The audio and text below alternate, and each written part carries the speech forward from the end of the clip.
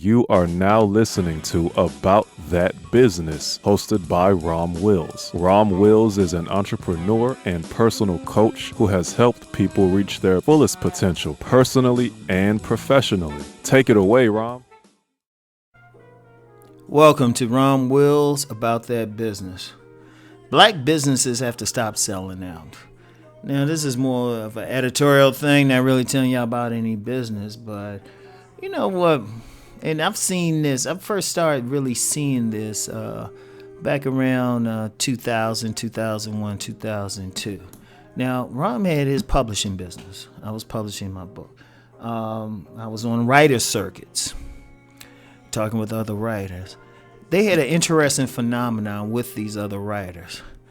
They would try to do enough sales so a major publisher would pick them up. And, presumably give them more money. Most of these dudes, most of these men and women are not, you can't find any of their books now. Unless you look in some old bookstore or really order them online. They're out of publication. And the reason why, because of the nature of the deal, the money didn't last them. They sold out. The bigger company tried to make some money. Some cases didn't make the money. In some cases, they still expected the actual author to do most of the footwork, which they were doing before they sold out.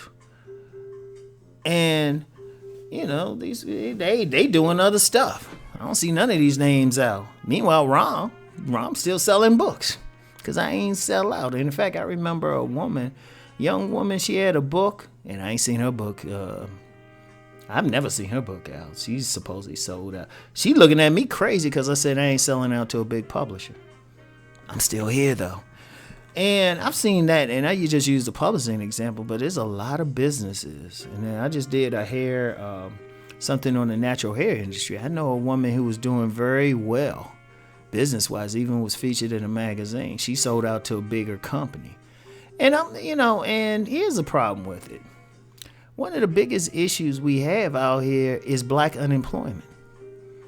And that unemployment is affecting the quality of our neighborhoods, affecting the quality of our relationships. Because despite whatever I say on my other channel about men being able to trump having money to get a woman, that's just to get a woman. If we're talking about a relationship, even if it's not the main point, y'all gotta have some money because y'all living together spending money on stuff. So that's affecting. There's a lot of relationships, no matter how good the sex is, it's like, shoot, it has an effect on a woman when you trying to have sex with her, but the lights are out, or, you got a cutoff notice. Or, shoot, they coming the next day to, put your stuff out on the lawn because you're getting evicted. So that money thing is very important. That economic thing is very important. And we see this. We see the stats. We see the stats. Especially black men, can't take care of anybody. As a group, I know plenty of us got jobs. Some of us got 2 jobs. Some of us got millions. But the thing is, shoot, we're the ones suffering the most as a group. But what happens? We have these businesses, we sell them out. I'll give you an example. There was a soul food place in downtown DC. It was in this little mall. And I ain't gonna give too much information on it, but I remember it was owned by a black man, older black man. And he came in there, he had all black people working for him. He tried to sell it. And he wasn't selling it just to sell out. So, he's not really the same as what I'm talking about. He ain't selling to sell out, but he ended up selling to some Asians. Now, they kept one of the workers there for a while, but eventually let her go. Now, all of a sudden, boom.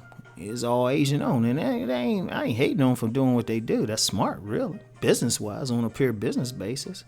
But one of the things that bothered me was he didn't have anybody black to sell it to. I even said that to him. Shit. Looking back, I wish I was in a position to buy it and I would have just found somebody else to manage it or something. But I wasn't.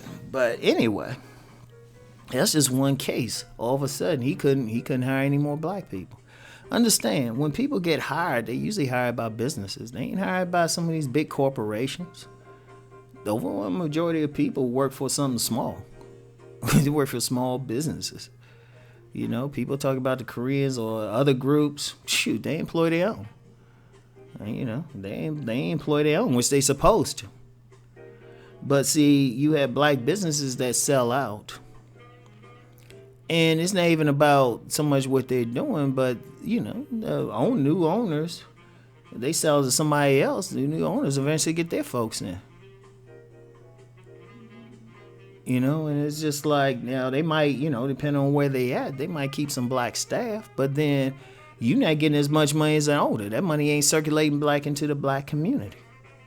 And see, we can talk all this stuff. I mean, you got people talking about different strategies to get money and all this and marching, but shit, it really come down to just having a business.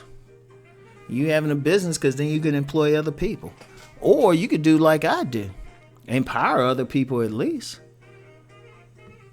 You know, now, one of the things I'm going to start doing, I'm going to start looking into, because I used to do a lot of stuff with black bookstores. I'm going to start printing books and get my books in bookstores again, since they're starting to grow. And that's to empower them, because your business can also be business to business. But would it be the same thing if I say, well, you know what, this company giving me a little bit of money, so let me sell out to this company. Now, here's something with that. Now, like, say, hypothetically, okay, people who know me, they know I got my publishing business. I make my, you know, decent amount of money. Decent amount. I say decent, because if I'm selling stuff at $2 and $3 ebooks and everything, boom, you know. And I guess you could call what I'm doing part of, you know, the digital media thing. But if someone were to come to me and say, hey, Ron, we're going to offer you $1 million for your stuff. You know, rights to sell your book. Now, a lot of people would just say, but, you know, we get the rights to it and everything. I'd be like, oh, man, I'm so flattered. No. And people are like, well, why won't you sell your books or maybe even your company to somebody giving you $1 million? Well, one, because after taxes, we talking about $600,000. I don't have that many taxes. I don't have $400,000 worth of tax write-offs. Not right now anyway. But first of all, you ain't really getting $1 million. Two, my logic would be, if somebody was offering me money for any of my products or my business or my catalogs, I'm like, well, hold up.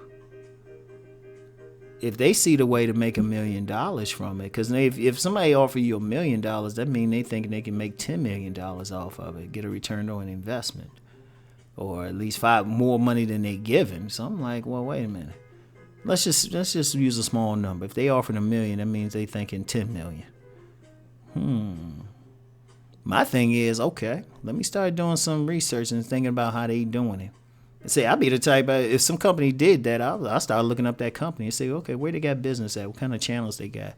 Oh, okay. Wow, they got some channels I don't have. Why don't I hit those channels myself? Yeah, I could think diabolical like that. But the thing is, what I have, and some of the stuff I still haven't kicked in. It's like, I got blueprints in my mind for a lot of stuff. All I had to do is push the button.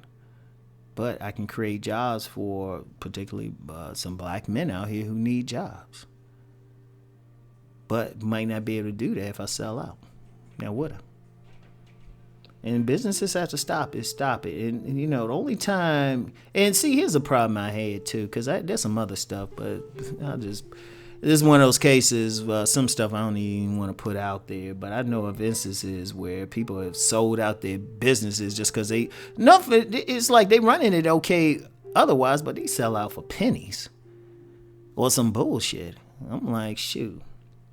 I can see I've seen some black businesses sell out for a little bit of money. I can halfway understand, even though I wouldn't personally do it, I can understand the millions. I can understand for millions. I can understand that. Like I said, personally wouldn't do it, but I can respect. I say, okay, fine.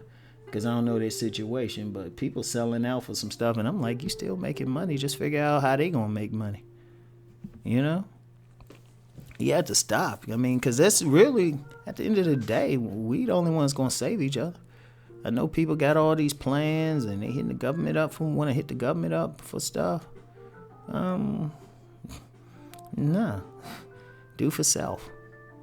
Stop selling out. So, that's all I got. More editorial than anything else. I don't know. If y'all like this editorial type of stuff, I might do some more. I might do some economic activism. Might get more into that. Anyway, that's all I got for now. Let's go make that money.